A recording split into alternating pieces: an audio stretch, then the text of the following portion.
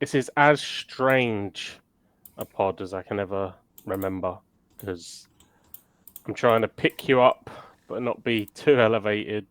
Obviously, we are champions. Our 55 league title, part 2 of the treble complete, champions again, ole ole.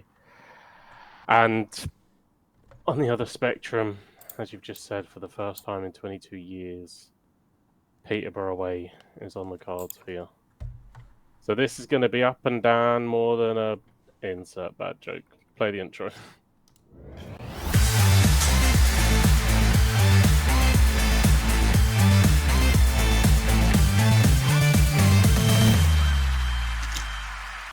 Hello, ladies and gents, and welcome back to the Footballpodcast Podcast, episode 29 of season 4. My name is Fennan, and joining alongside me, as you could hear, we do have Mayhem, who's going to be in title-winning spirits this evening. How are you doing, my good friend? I'm good, mate. Yeah, it was out on Saturday, having a wee celebratory drink, taking in the boxing as well. Sorry, I just tangerine came flying at me. Go on. Taking everything in.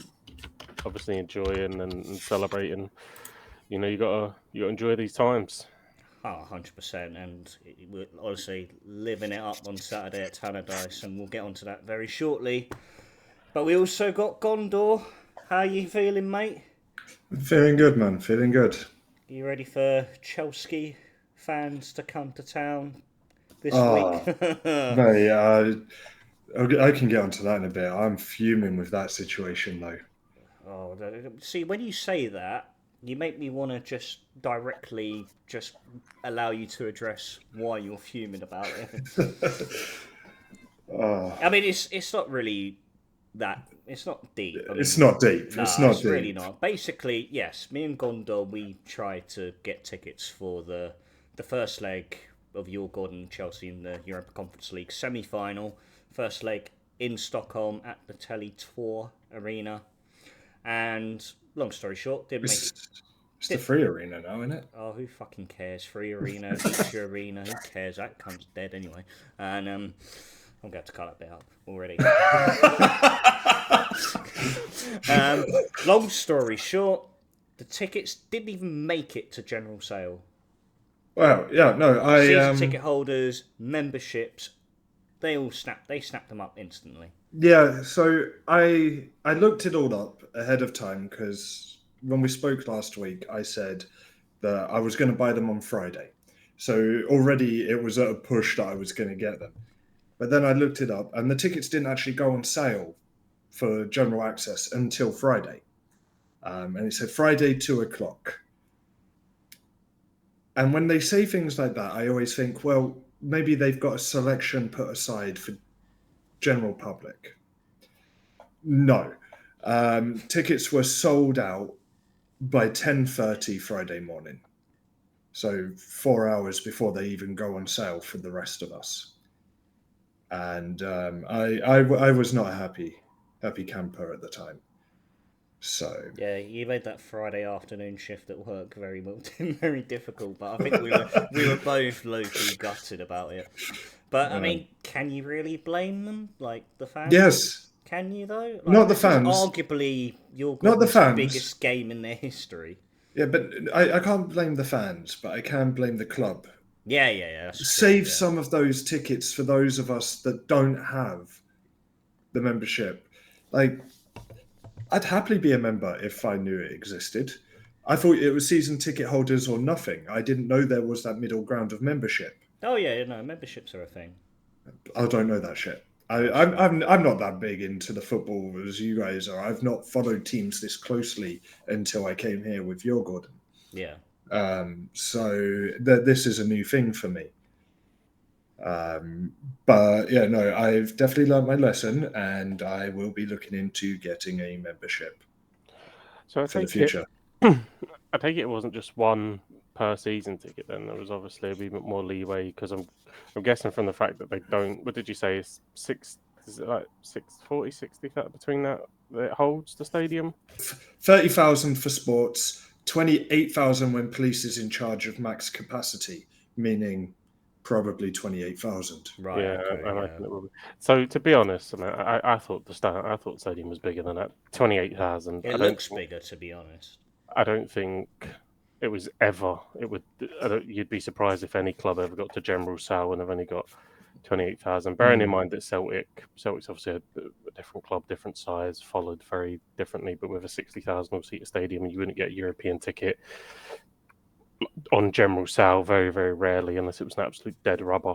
Yeah. And this is as far away from a dead rubber as can be. This is probably Djurgården's biggest ever game.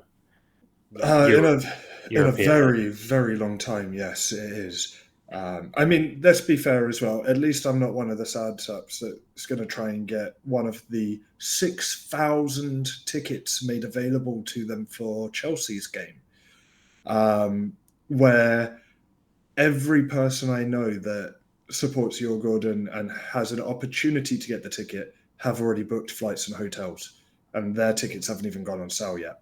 All right, mate. That's just how you have to do it, though. See, if you're following away from home in Europe, you've got to. See, in the group stage, you've got to predict the fixtures. You've got to plot out routes. I mean, yeah, the flights quadrupled in price from Stockholm to London for that it does. week. That's the problem. Like, see, if you were doing anything beforehand and you would book that just off the cuff, then you would have saved yourself, a couple of £100. All of a sudden, they just rock it up, and it's ridiculous. But that's the games, and the airlines do it to everybody, and they're scumbags for it. No, I expected the airlines and the hotels and all of that. I 100% predicted the Chelsea side of things to go the way they have gone. But Sweden will be doing it as well. This will be. I can't imagine it's very big touristy season in Sweden, and however many away fans are travelling and they're about to take over Stockholm, the bars will be booming in and around the stadium. I can only imagine the usual prices of hotels would have flown up as well. It's a massive tourism opportunity, and it's good for Stockholm. You know what I mean, to have. Again, people will downplay the Conference League because of the level of teams. But one, you're playing a Premier League team in a European semi-final, which is absolutely nothing to sniff at. And if you look at the teams that have won this competition down the years, West Ham were fucking singing about it and probably forevermore. I think beforehand it was Roma, and it was a big deal under Jose Mourinho. So I don't think there's much. I think as you get towards I don't think there's much between the Conference League and the Europa League. To be honest, Tottenham are playing Bodo Glimt in a semi-final. Bodo Glimt could easily be in a semi-final of a Conference League, and they wouldn't look out of place. And obviously, Man United and Bilbao, they're a little bit better than what's in the other semi-final of the Conference League. But I don't think there's that much between them. So yeah, look, it'll be an extremely tough game, but get yourselves out, get yourselves in and amongst it. Avoid the Chelsea fans. Absolutely. Yeah, it's a red day. So no, the best thing about the football stadium that you're going to play at is underneath the stadium they have a bar, which shows the game. So I'm going to go straight there. Yeah, get yourselves 40,000 TVs in there and everything. Immerse yourselves in it. Like this, you don't know when these times will come back. They might not ever in your lifetime. Looking at the league table at the moment, it's not going to be anytime soon again. Yeah, the Allsvenskan, even with all the success of Malmo and AIK, and when was the last time they was in a European semi-final in any capacity? So these, Östersunds was the last one that made it anyway decent. Yeah, I think, they went the distance in Europa League. Europa League. I don't think they went as far as this though. They didn't go to. I think they got quarters. I think last 16 or the quarters, and they crashed down to Arsenal. Yeah. Was that not when Graham Potter was he? Yeah, I think it was. But yeah, look, mate, I can only speak from I was very young when obviously we ended up in Seville. I still look back on that fondly. So God willing, hopefully get a positive result and something to take back. But obviously, the level of player is ridiculous. It's going to be on show. Is it this Thursday coming? Is it? It's this Thursday coming, 1st of May. Yeah.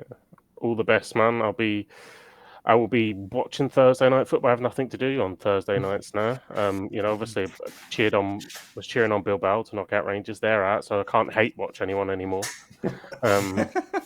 So that gives me something to watch, and I can flick across, obviously, and see how Spurs are doing against Bodo Glimt. Well, to prepare you all for this, we did play last Thursday as well, but that was our Svenskan football, and we've done pretty much the standard. We've dominated the game. We won this one 1-0, thanks to an own goal. So we're still not scoring. Did you ask their manager to play 5-2-1-2 by any chance? You're just preparing me, you know what I mean? Just getting that big game on the horizon, get that win, get it tucked away, get yourselves fully. I'm still loving the football Djurgården are playing anyway. It's beautiful football to see. So yeah, it's going to be one of those things where eventually it will click as well. Where think so.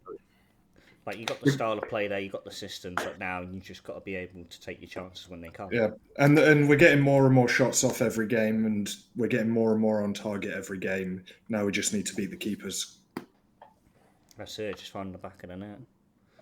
Well, how about we rub further salt in the wounds for Rangers? I'm going to take a sip of Rangers tears right now. But it was party time in Tannadice. Won it in style. The champagne was flowing, the tangerines were flying, and even some Sondico balls were flying as well. I didn't even know Sondico still existed. But 2 down, 1 to go. How's it feel? Yeah. Well, I think last week I thought we were away at Hearts. I must have said it about 3 times. That makes me look like an absolute top fan. We wasn't in Edinburgh. We were in Dundee. And we weren't at Tynecastle. We were at Tannadice. Yeah, I do know some things. But no, mate, yeah. I actually thought United started the game really well. Thought that they had good possession. They were pressed. They were pressuring the game. We even got to see the game as well. They put it on in the King's Fox for us, didn't they? It was great fun watching the game. Top boys. Yeah, I mean, the Yeah, Swedes are sorts great. right out. You know what I mean, Henrik Larsson must have had a word. Johan Mjällby's been in there. All the top. Who was the big centre back? So Mastravik. Starfelt? No, not. I would have got the Starfelt. Cheers for fucking stealing my thunder, you ball bag. I'm muting. He used to play for us way back in like the Beram Kayao era. It was like Mastravovic or something. He was born. Oh, yeah, yeah. it is Majstorovic. Majstorovic, that's it. And then obviously your PC Lustig, John Guidetti has graced the fields. The Swedes love us. They're great people. Only ever met one of them. That's Maria, but great people. I wish I'd have met another one. But before I die, if I could just see Henrik Larsson in person, if I could take in and feel the grace of God, that'd be amazing. Maybe I can kidnap Jordan Larsson and as a negotiation. But look, obviously, we wanted to get it done in style, and I don't think we started the game as well as we have done in the last couple of weeks. And we've been out of sight. The semi-final against St Johnstone, we were fantastic. Before against Kilmarnock, we were fantastic as well. Not as good a start, and then we get a corner whipped in. I can't remember who gets off the ground to win the header, but I think Scales wins it. Liam Scales, I think nods it on.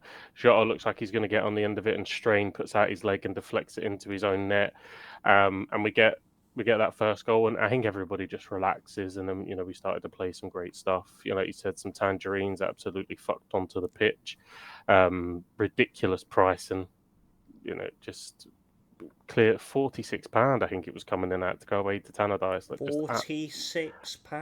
They're absolutely ripping the arse out of it.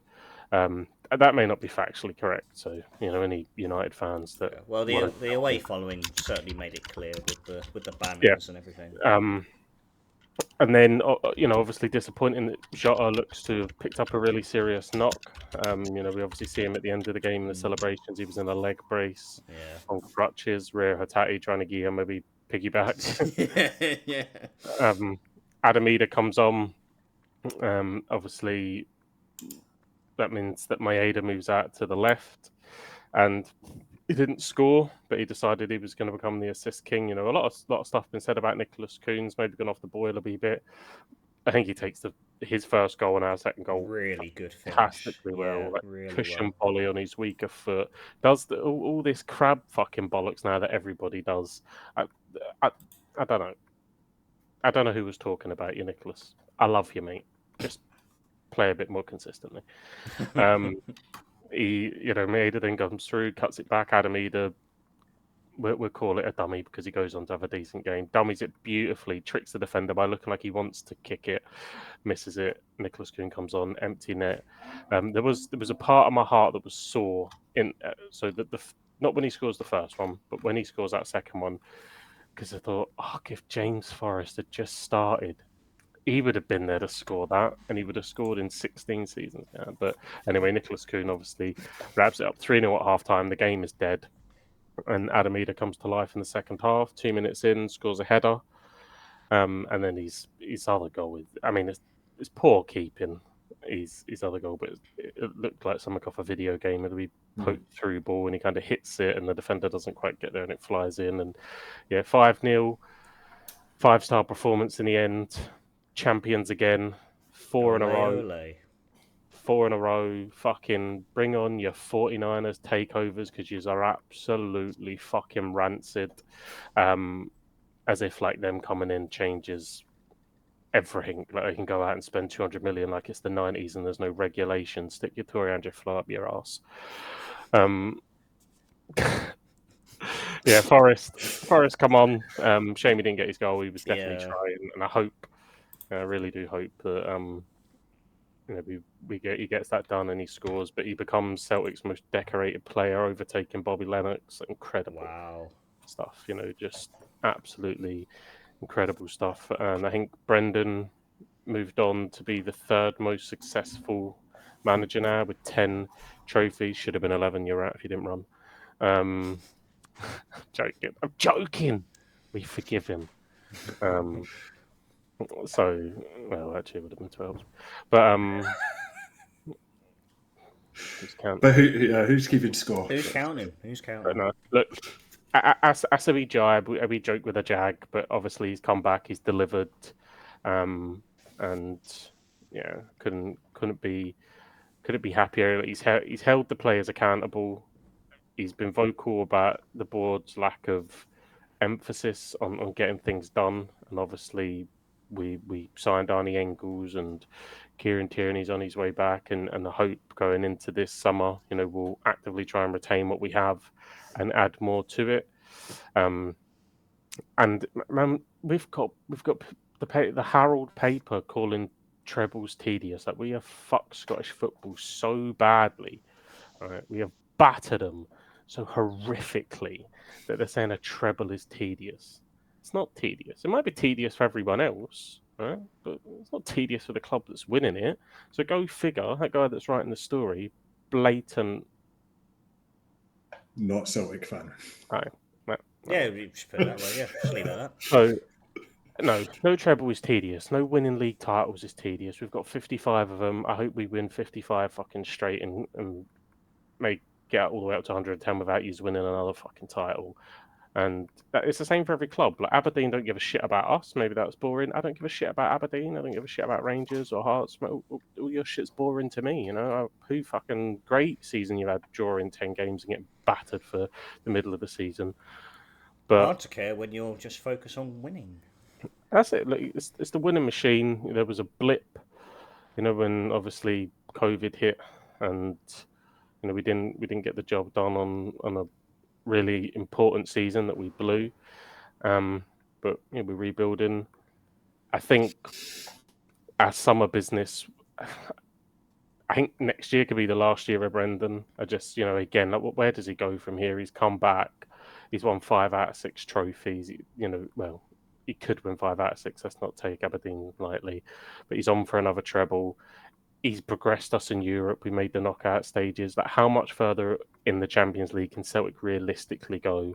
We put in a fantastic performance away at Bayern, but ultimately it wasn't enough. We lost that game.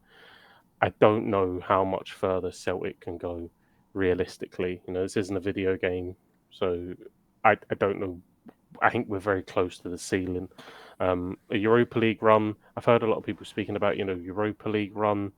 Is that more our level? I think we're in this horrible position where we're good enough to qualify for the Champions League and should be there, Yeah. but we're nowhere near ever going to make an impact on that competition. And that's the conundrum we're in. And obviously, we don't have the benefit of dropping into the Europa League anymore. That's gone. So yeah, I think Maybe getting Brendan's ears and just say, like, look, I know a few players from this club called Le Havre. maybe Yasin Ketcher, he's a good player. he is fucking good, mate. But yeah, man, I'm absolutely buzzing. Hopefully, I'll be out on the 17th to celebrate the title party and send you a couple of wee pictures and vids. I'm waiting for some videos, mate. Yeah, Uh, certainly waiting for some. So yeah, mate, should be good. And like I said, I was out on Saturday. I was certainly celebrating. I didn't want to send through too much because obviously I think we were feeling about as different as you could feel in terms of footballing feelings, because obviously not anything. I never thought I'd be saying this on this podcast. There's a lot of things that have happened that were maybe predictable, and Celtic, coming through, and Ange Postecoglou's first title where we maybe weren't sure, and Djurgården in a semi-final, and I don't think we would ever have predicted that. But I never ever thought that going into next season, should circumstances continue and us be continue on this road doing the podcast, we would be talking about Cardiff City in League One. No, I don't really know if I've completely processed it all. I mean, I know, like, the bigger picture, thinking about it, realistically, it's been coming for years. When we talk about the mismanagement from the top down and how miserable this season has been. Like, I mean, we've dropped 24 points from winning positions, and it just takes your mind to different places of, like, with those 24 points, where would we be right now? And just certain factors here and there that have just not gone in our favour, or we've just opted not to make the right decision in terms of who is the best man going forward with the squad we have at our disposal. And yeah, it feels like everything's gonna completely change next season. I mean, good luck to Vincent Tan if he still wants to sell up, but I mean, ultimately, the playing squad we got now, there'll be players who want to go. Some players we probably won't be able to afford to keep. And I mean, just after that West Brom game, like, seeing the players go round, and you could really just pick up on the body language, the gestures. I mean, Yusuf Salek was in tears. Whole Cantonen chanting, "Yusuf Salek, we want you to stay." And then you got, like, Callum Chambers behind him just going round, like, just very vanilla based body language. And it's just like, there's just too many players in that squad who just don't care and who just succumb to this whole club mentality of what it's been this season, where everything's just been toxic, dull, no long-term plan ahead, not even short-term even, as well. And yeah, no, this is what we are right now, and this is arguably the darkest time in the club's history for a long time. First time in 22 years we'll be playing in the third tier. And we've said multiple times before, it's a league not to really turn your nose up at. Like, there's so many huge clubs, established clubs who we've seen in the past play in the top flight. And I'm gonna give you a silver lining. I'm gonna whisper 2 words to you. It's gonna bring a smile to your face. I know it is. Really. I'm scared, man. Wait for it. Charlton away. We, yeah. Yeah, you fucking know. Yeah, you know. Mate, I've got PTSD for those fucking games, to be honest. That'd be good. Nah. We can just go sing Nathan Jones in the away end.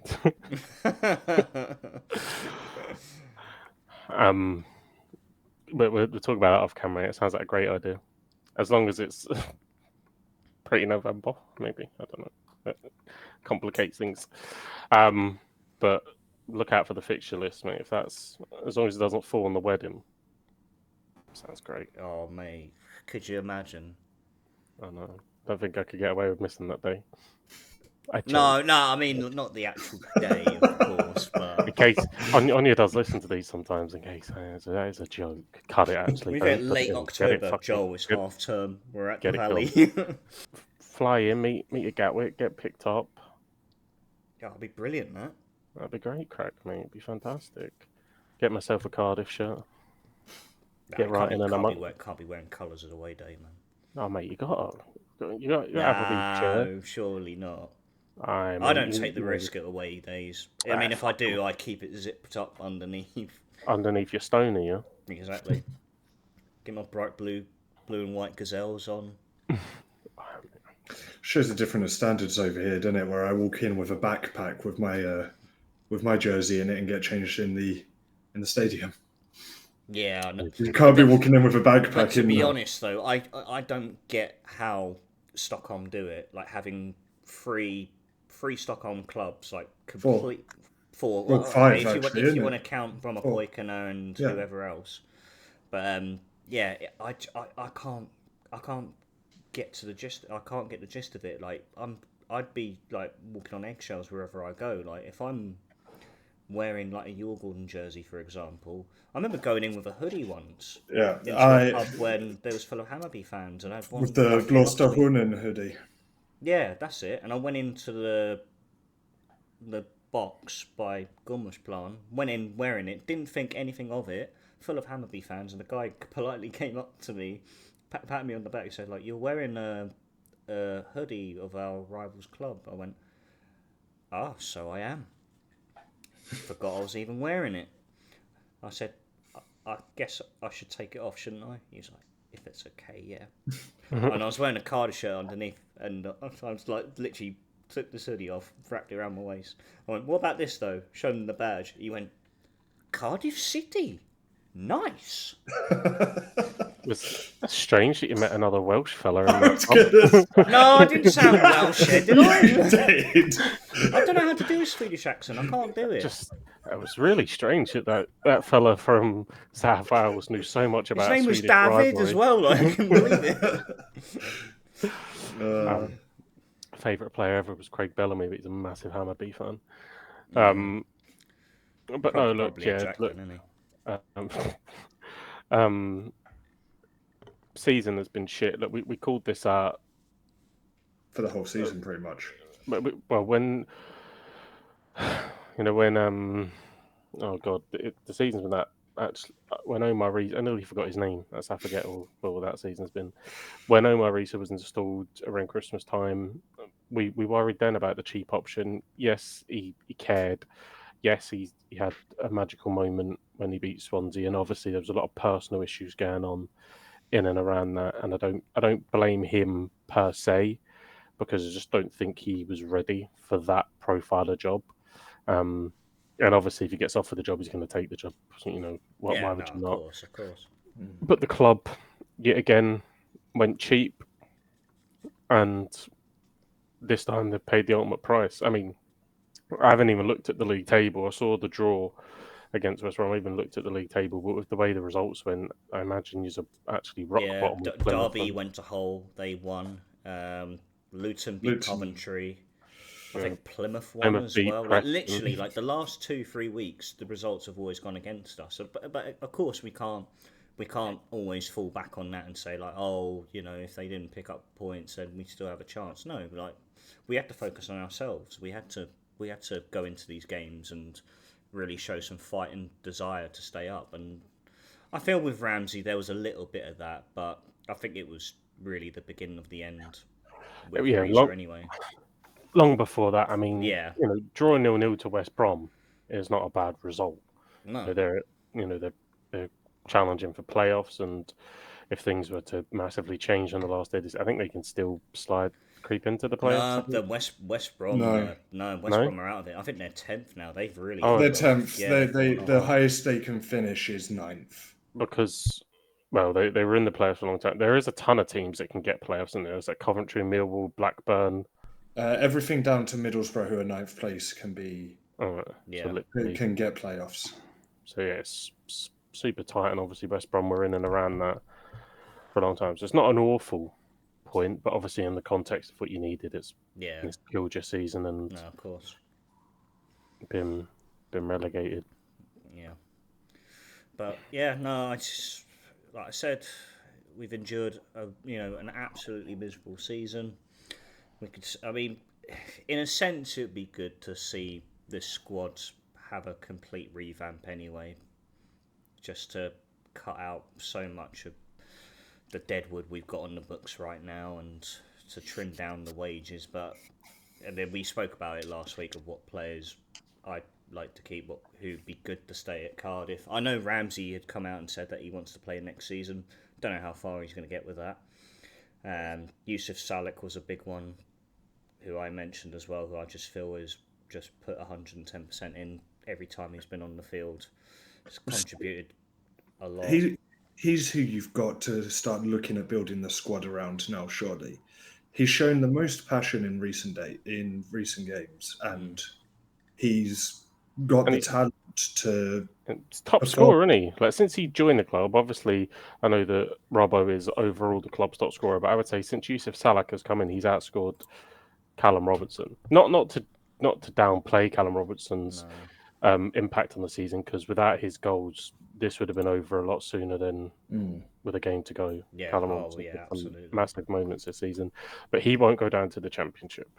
That's as he won't go down to League One. That's as clear. There's a lot of players who won't go down to League One, and you feel like with some players, you think if you put them in a good team that have a really good system and philosophy that suits them, I think they really could flourish at a Championship club.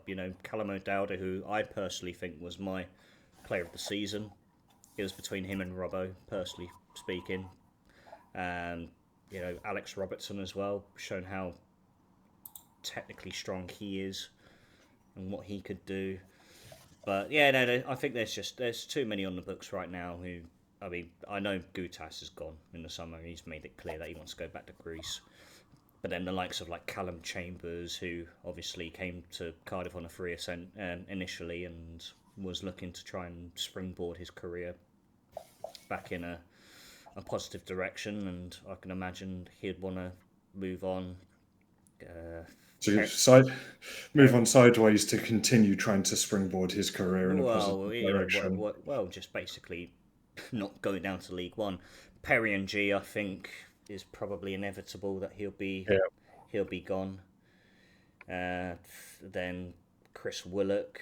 I've read sources somewhere, again, complete speculation, taking it with a pinch of salt. He's expressed to who's that QPR? Elias Chair? I can't pronounce his proper name. But who's close friends with Chris Willock, and apparently he said he regretted leaving QPR after moving to Cardiff. So you got to have a bad season to regret leaving QPR as well, wouldn't you? Yeah, exactly. Well, likes of Will Alves, he'll go back. He'll go back, yeah. You've got Rulesy, who I imagine will stay. Yeah. I think I could see Renomota staying as well. That would be a good one to keep. I think he had a strong season, Andy Renomota. The goalkeeper situation, I feel one or the other will go. Ethan Horvath, I think, go. Yeah. Obviously, he was promoted with Luton, wasn't he? Yeah, got promotion with Luton.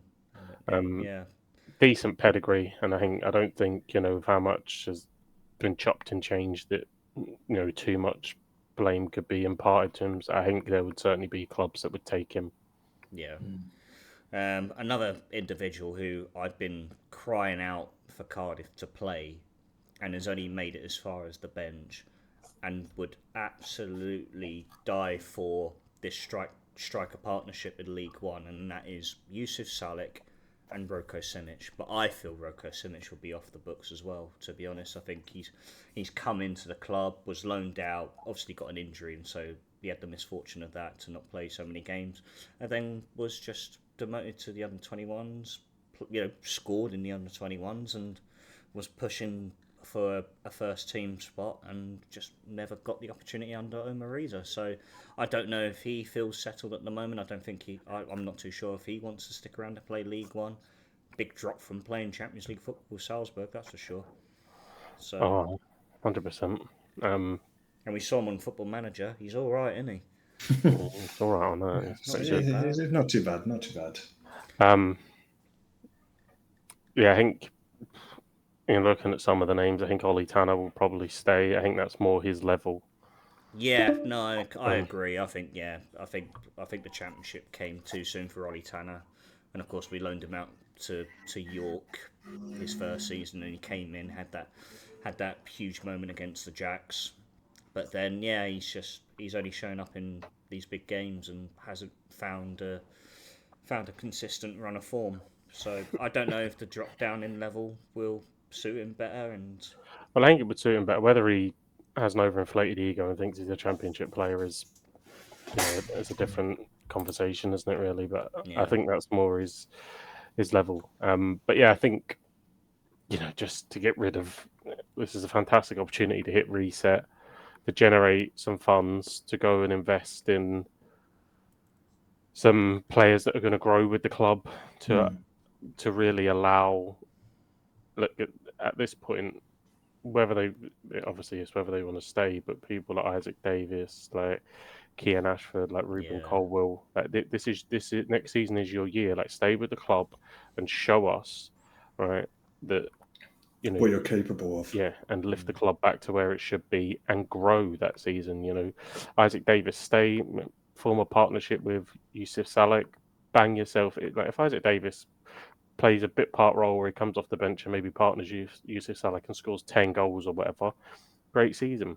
You've proven that you can do that. If Salik goes and, it's a big if at this point, but he goes and bangs 20 goals or whatever, if he stays, who knows. But I think get a load of boys off the books. David Turnbull, again, his name comes up all the time.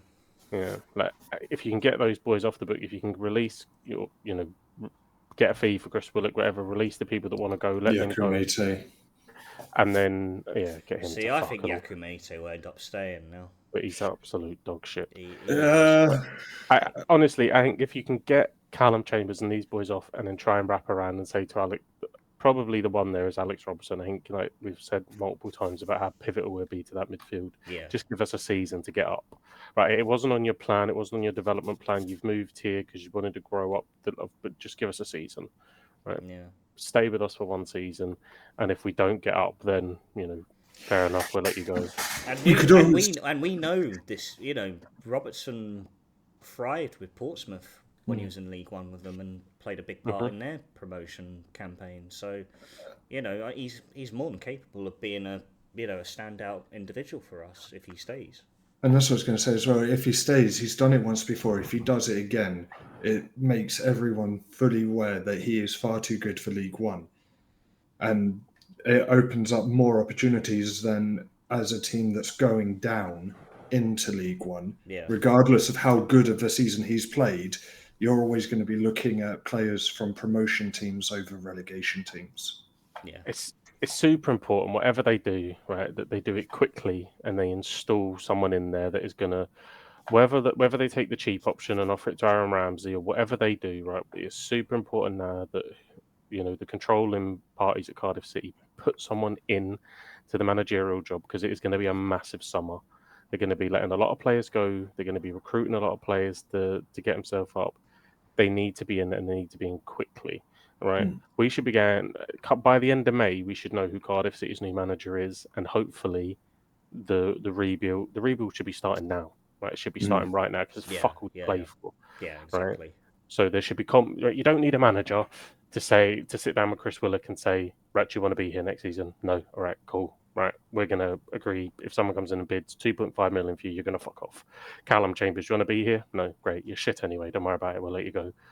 And then go and have the conversations with Renamoto, with Alex Robertson, Perry NG again. I think obviously not this season, but last season had such a fantastic season. I think he will draw. People will be interested in maybe like a Middlesbrough, Blackburn if they don't go up that kind of level of club. I agree. Yeah. I think they would be interested. I don't know his contract situation, but I imagine he's probably coming towards the end anyway. It probably feels about right, even if he'd have stayed up, that he probably goes on, because I doubt he would have signed a new contract anyway. So you can generate a few funds there. There's no reason by getting people off the book and the wage budget you can't produce £5 million. You know, if Can easily be done. If you're interested, just why not? His contract expires June 30th, 2026, so he's got one more year on his contract. I had a feeling he had another year. So, he signed his last extension in 2023. So so like he's definitely going to go, and you maybe the contract situation you only get 3 or 4 million from him, and then other players go for bits and pieces here.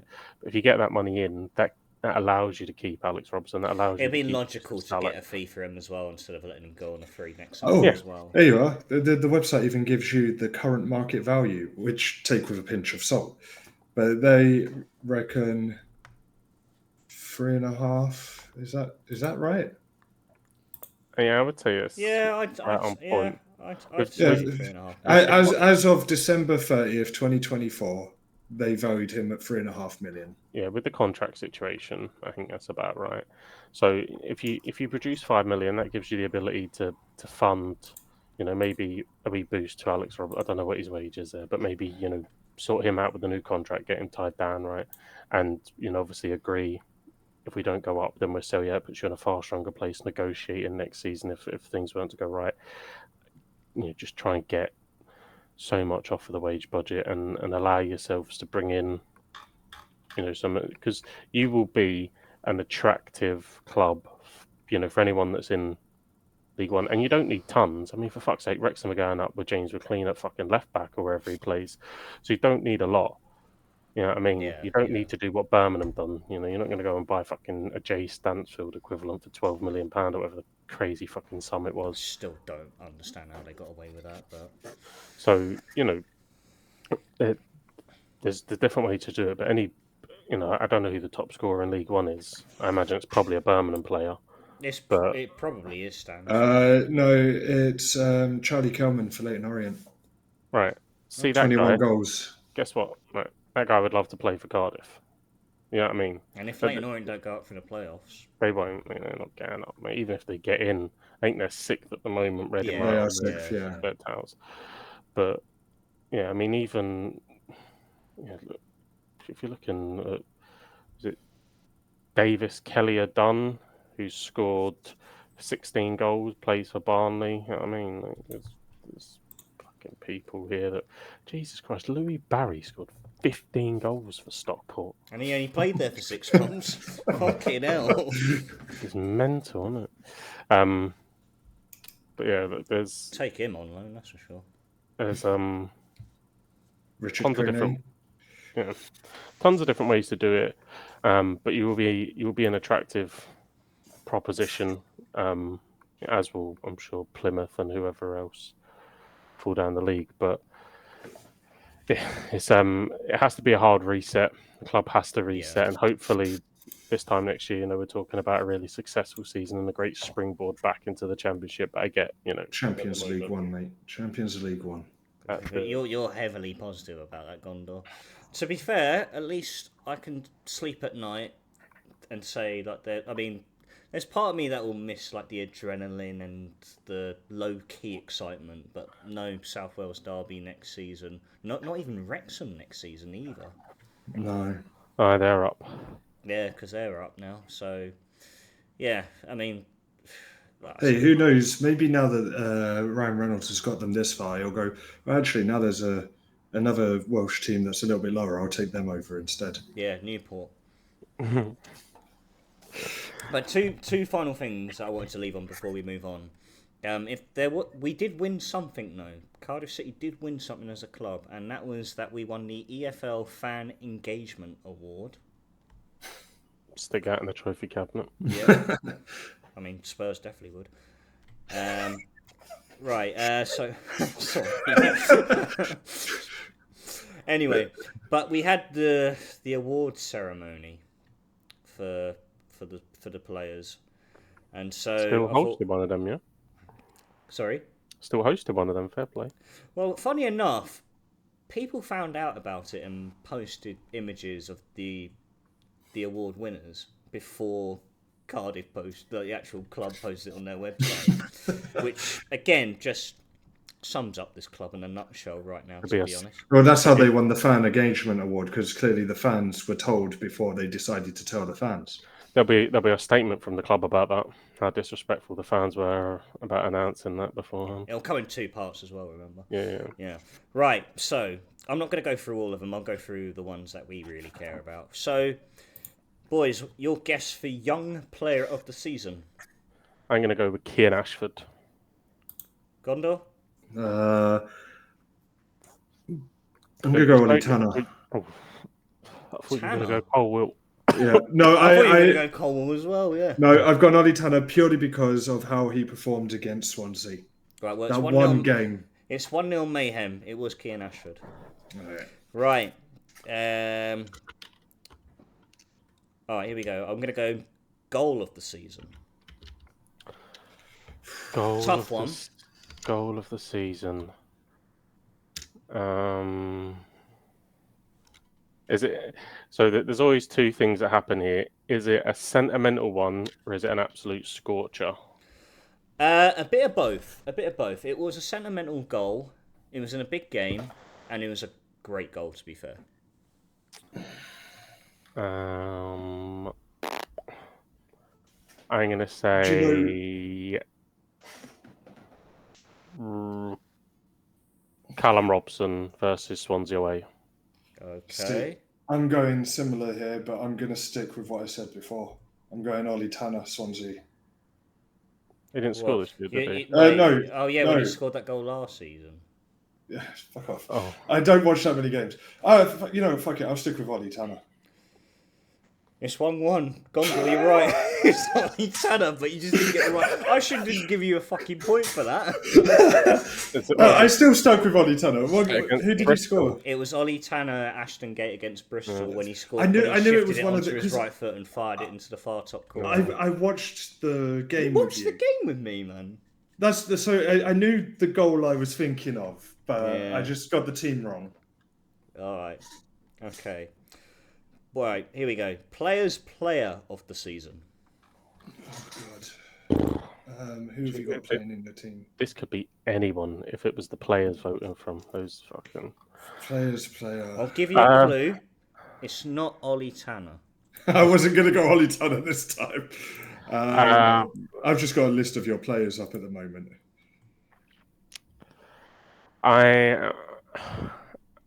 He's had so many big moments this season that I'm going to go back and I would imagine the players have probably leant towards Callum Robson. Callum Robinson, okay. Gondor is still... I don't know. I'm going to go Alex Robertson. Alex Robertson. It stays 1-1. It was Andy Renamotor. Which was fair enough. I thought, again, it's the players' opinions, isn't it? Had a good season, to be fair, which is not as, you can't say that for everyone. No. And last but not least, player of the season. Well, at the absolute chance to sound like a broken record, the fact that they have given Renamotor players play, I think that the outstanding player across the season, and again, the big moments he's had, will be Callum Robinson. Okay. Gondor? I don't know. I don't know, but I don't know who's played very much for you this season, because every time I look, it's a different team. You can say the same player as well if you're not too sure. Sure, let's go with that then. Callum Robinson. Well, that was easy. Yep, 2-2. You're both right. Yeah, Callum Robinson. Cheers, Fennan. See, I helped you. I shouldn't have helped him. Fucking hell. Ollie Tanner. I wasn't going to go Ollie Tanner either, don't worry. I just want to go for Ruben Cole. I knew you would, yeah. He weren't going to win There it. it is. I knew he was he? Yeah, no, he's barely played, and when He had that does, decent game against Southampton And that was it. in the cup. That is literally all he did this season. No, I know. I've been super disappointed in him. Player Not of the angry, season just next year, though. disappointed. Next season, though, League One. I've only No, been saying that for the We're past. going on a League One, sure. League One. I'm telling you, I think that next season it'll be Salak or If he Robertson stays. or these players we said you got to keep. It'll be one of those. Yeah, we'll see. We'll see. Right, the manager of football. Yeah, we had a season to finish. We decided we're going to go right towards the end. That was what we planned originally. Nothing else. Nothing to do with a summer transfer window or anything like that. Gondor, how did you get on for the remainder of your second season in Leagueone? So I had 3 games left to play at the end. I announced everything up to those 3 games. My final 3 games... No, I had 5 games left, didn't I? I think I had 5 games left. I'm just thinking about the 3 because I played 2 games directly after we recorded the last pod.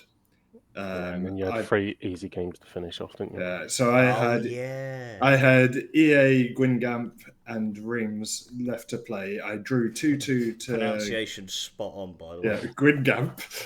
Gwyngamp. I drew 2-2 to them, and then I beat Reims 2-0. And then I looked at my next 3 games and actually messaged the boys and said, no, I can't do this now.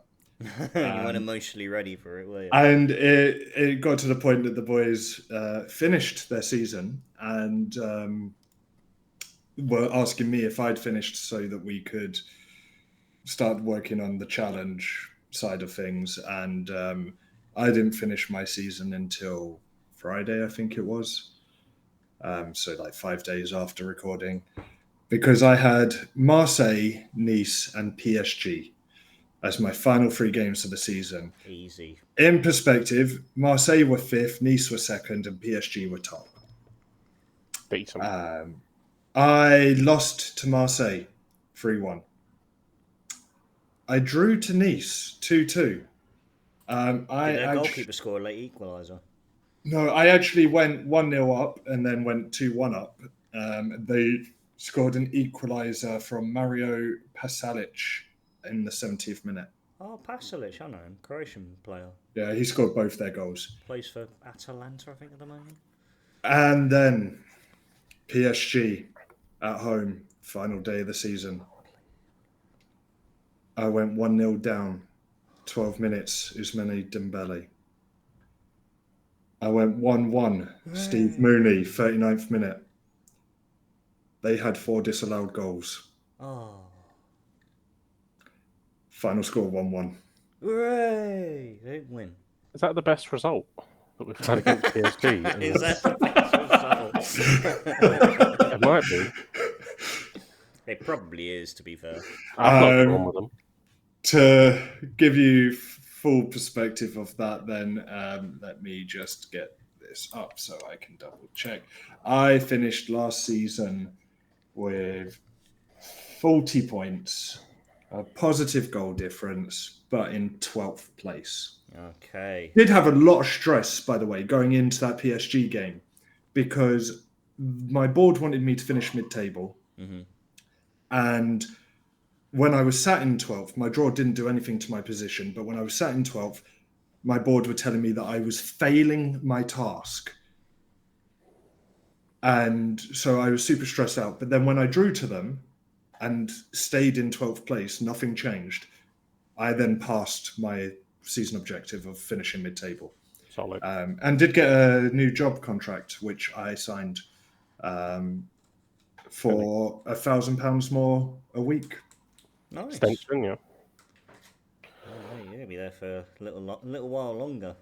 I did forget to apply for jobs, though. I will be honest with you. I forgot to apply for jobs. Probably only English clubs anyway that are available. But anyway, moving on. Mayhem, how did you get on, mate? Yes, ended up finishing 7th, just outside of those magical European adventure spots. I think last game I just missed out to Lyon, but that wasn't the story.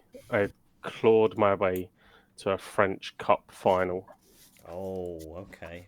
The city of Le Havre, it was up in arms. The chairman sent me a message before the game saying that they were thoroughly looking forward to us playing in the French Cup final.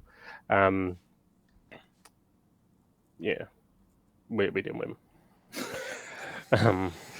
Got beat 4-1 by Monaco and Golovkin because apparently he's good on FM. Yeah, fucking spend more time miles looking at this game because he's shit. So that was shit. Didn't win the French Cup. Just missed out on Europe, and yeah, went into the summer window with 3.4 million, and Ben Doak not being allowed to come back because Liverpool saying they want to test him in a different environment, and struggling to kind of piece together a squad. But stuff happened and things changed across the summer. Oh, he's gonna keep his cards close to his chest. But a 7th place finish though with Le Havre. Yeah.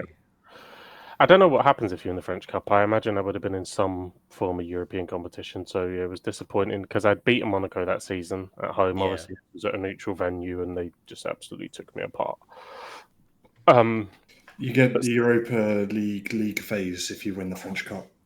Oh, so painful. But alas, no. So ploughed on. No jobs really. Obviously, I only added the leagues in, so nothing come up that was exciting enough for me to try and venture out of. So it does look like another year with Le Havre. Yeah. For my sins. But I'll tell you what, a great campaign though, finishing 7th place.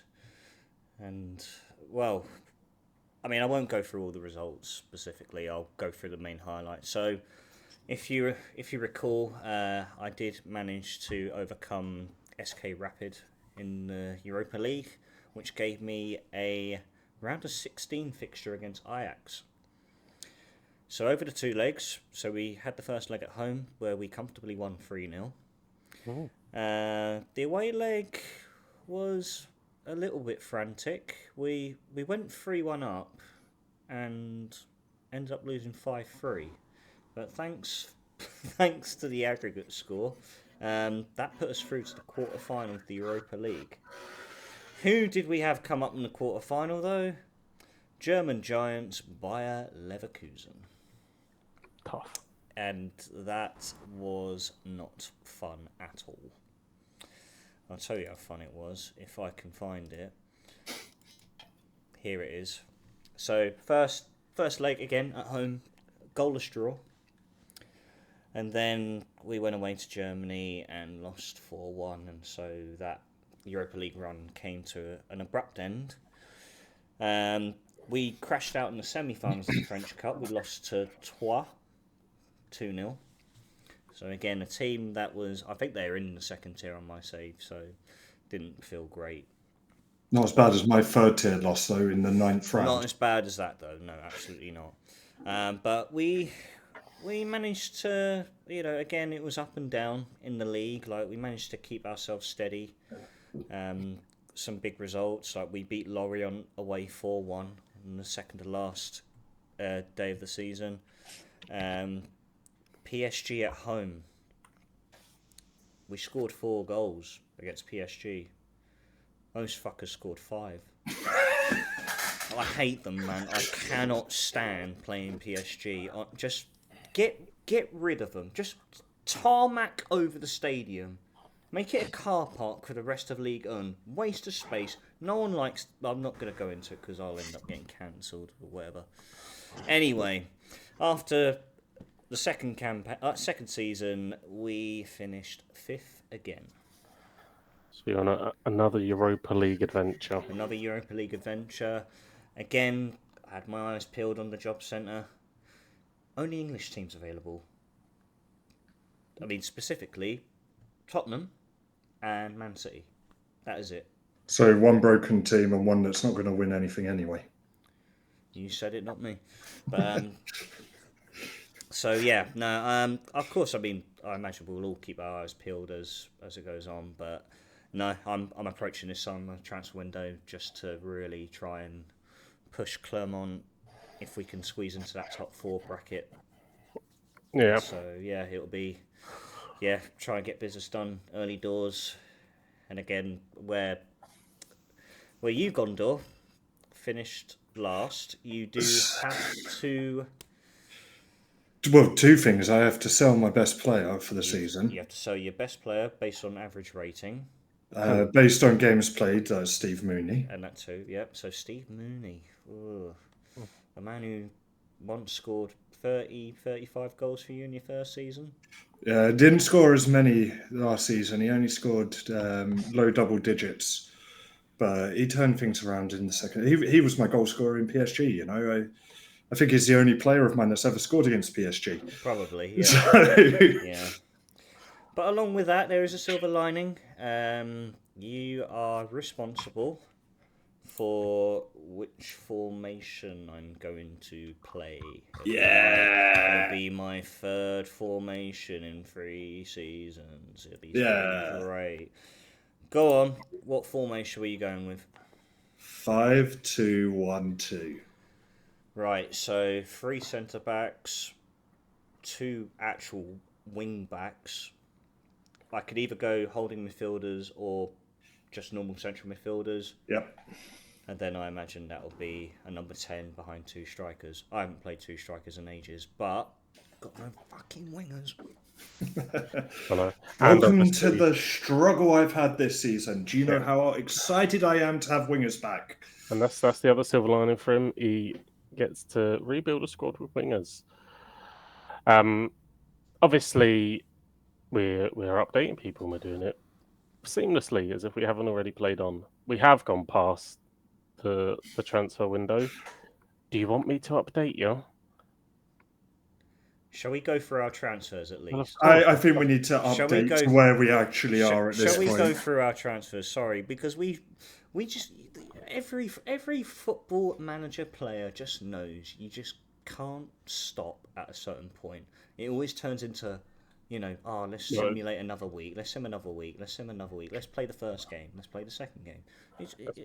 Especially when you've got a window on the horizon. Exactly.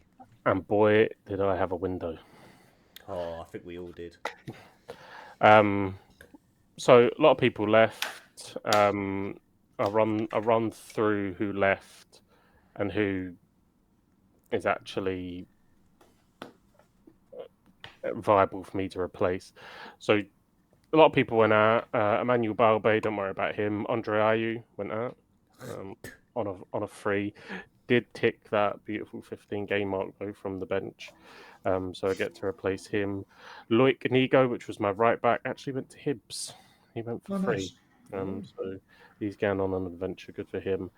Alo Tioi went on a loan. Mustafa Siako went on loan. Rafael Ndai, he actually left for 2.5 million, but had been on loan last season, so didn't get to replace him. Other fella, Ethan Chante, went on loan. Gainul Zahuri, 5-star potential, he's gone out on loan. Kandat Diawara, some random fella that plays in my reserve team that I found. Couldn't sell him, but he's gone on loan. They're paying his full wages. He's gone to, I don't know. And then Yoti, I don't know. Oh, Yute, the centre back. He went to AEK Athens in Greece. He went for 2.3 million. So obviously I get to replace him. Okay. And Arona Stangante went to Brighton for 21 million, rising to 26. And as I was Le Havre, I just had unfortunately no option but to accept that bid.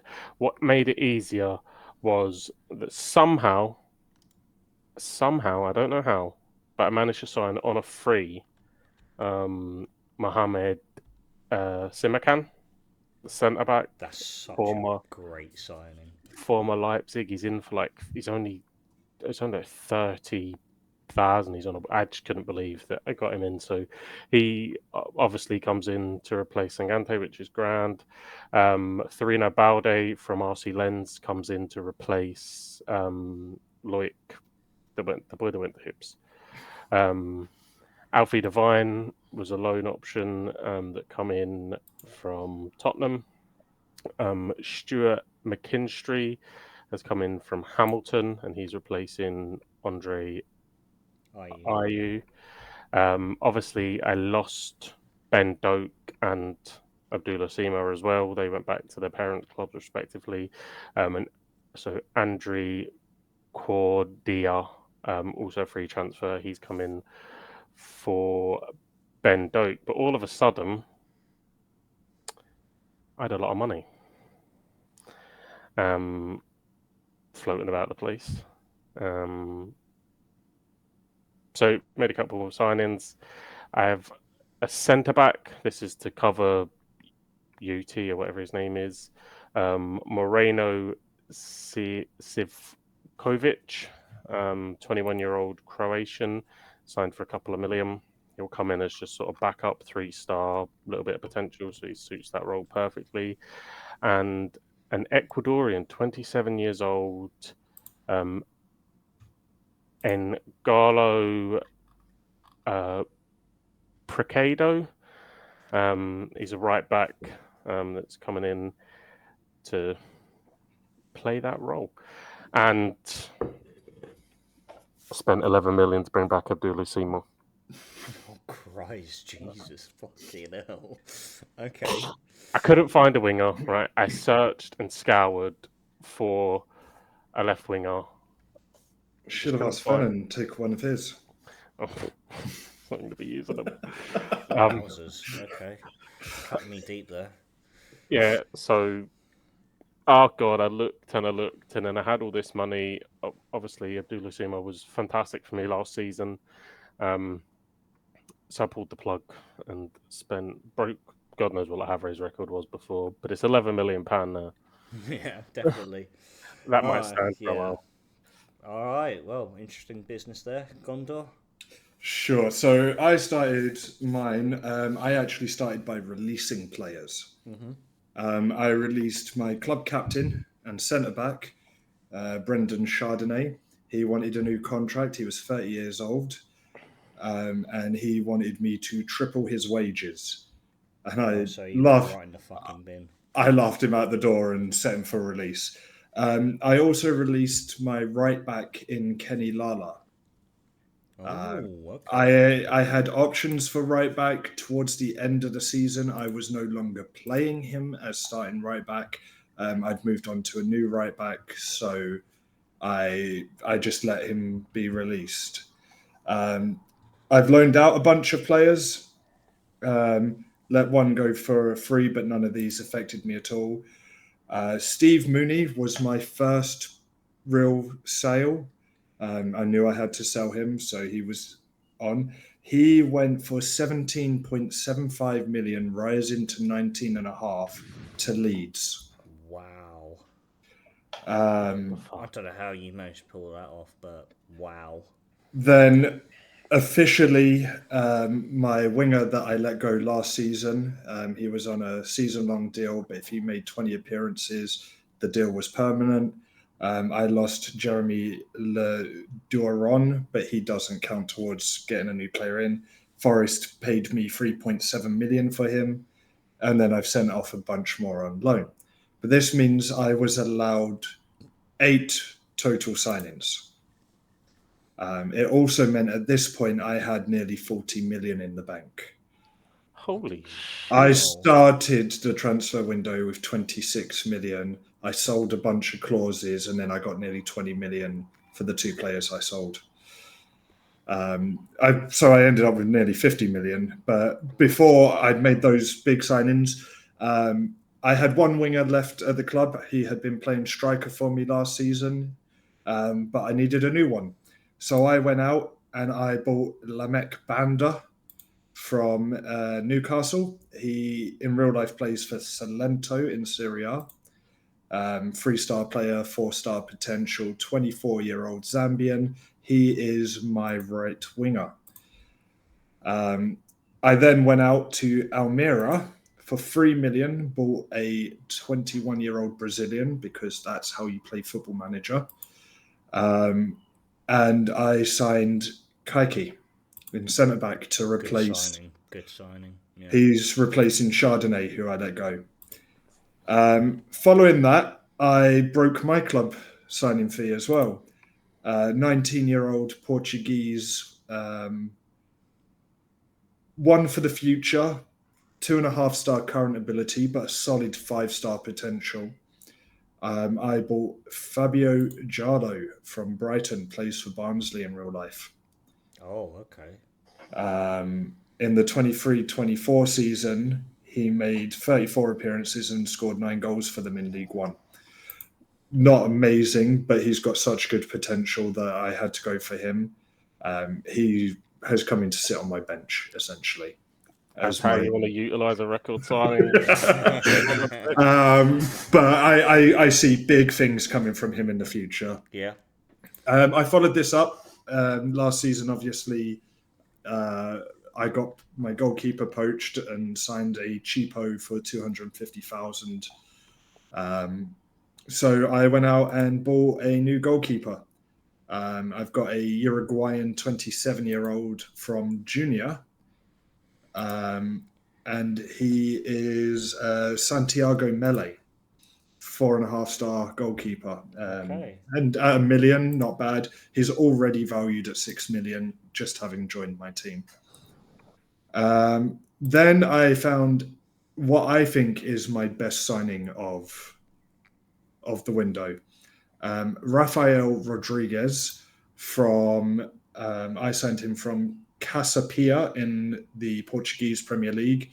Real life, he plays for Benfica, or did play for Benfica.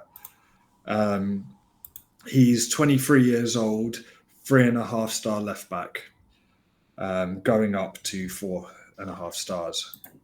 Okay. And then my final bit of work was if I need, I didn't need a new right back, but I saw this guy come up, another Argentinian, Eros Mancuso, 4.5-star right back, plays for Estudiantes in Argentina Premier Division real life. And I am still allowed to sign 2 more players, but I only have 778,000 left in the bank.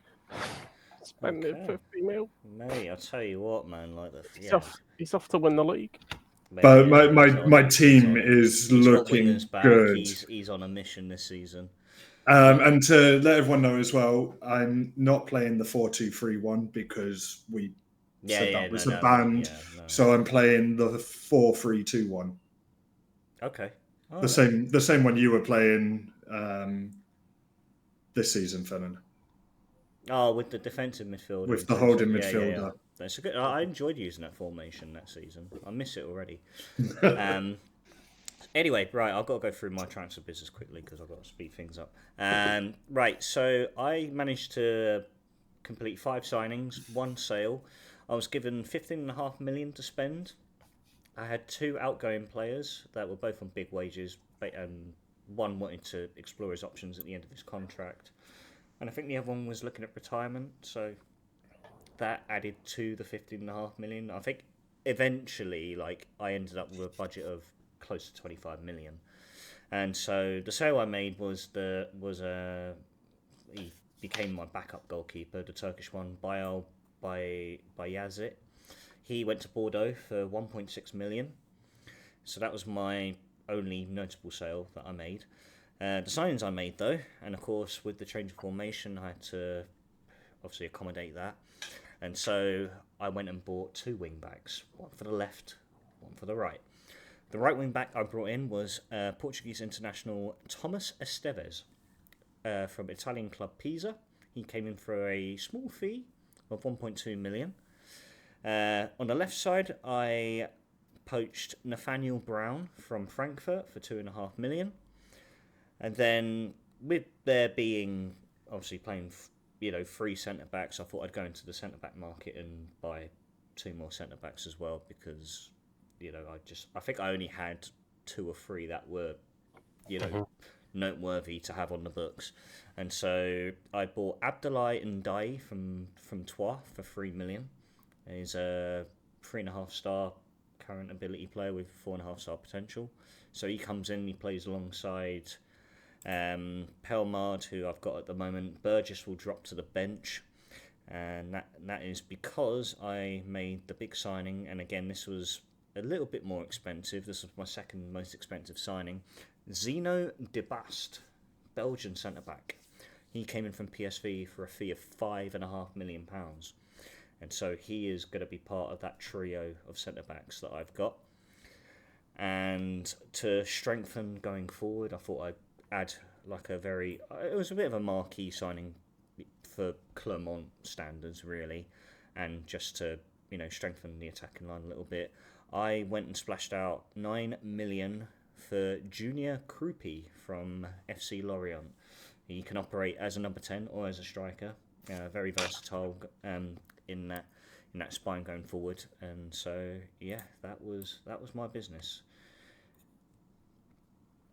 Pretty much, yeah. So I think we're all looking shaped up and ready to go for season 3, aren't we? I think so, yeah. Do we want to announce our opening game for season 3? Tell people who we have to play? I can't remember who I've got. I think I've got Leon again. I always play Leon. I think I've got Metz on the opening day of the season, and then I think I've got Ren in there. Who else? Oh, no, I can't remember. Yeah, Ren and Metz, I just know I've got. Well, Montpellier as well, sorry.